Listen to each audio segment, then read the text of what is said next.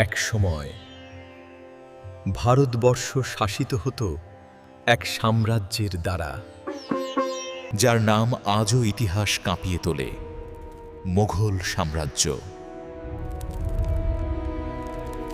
এটি ছিল শক্তি, শাসন আর সংস্কৃতির এক যুগ তুললে। ১৬২৬ সাল বাবরের হাত ধরে শুরু থেট। কিন্তু প্রকৃত স্বর্ণযুগ আসে আকবরের সময় দাবেনি।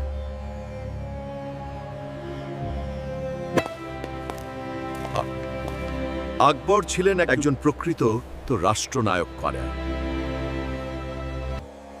তিনি ধর্মীয় সহনশীলতা চালু করেন এবং রাজপুতদের সঙ্গে মিত্রতা গড়ে তোলেন। আকবরের পর ক্ষমতায় আসেন জাহাঙ্গীর, শাহজাহান ও আওরঙ্গজেব।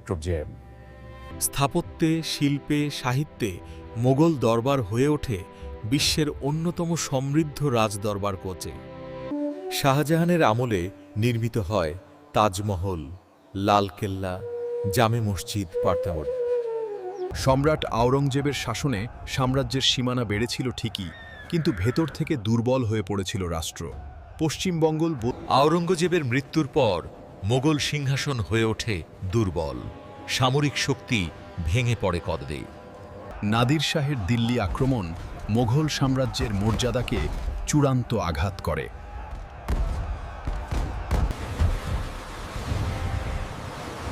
এই দুর্বলতার সুযোগ নেয় ইস্ট ইন্ডিয়া কোম্পানি।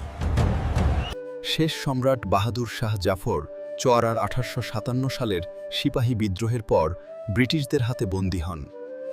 1757 সালের পলাশির যুদ্ধ মোগল শাসনের অবসানকে ত্বরান্বিত করে। এর সঙ্গেই মোগল সাম্রাজ্যের ইতিহাস আনুষ্ঠানিকভাবে শেষ হয়ে যায়, কিন্তু পরন মুছে যায় না। ধ্বংসাবশেষের মাঝেও মোগল সাম্রাজ্য এখনও ইতিহাসের এক উজ্জ্বল অধ্যায়। মোগল সাম্রাজ্য শক্তির নয়, শিক্ষার ইতিহাস।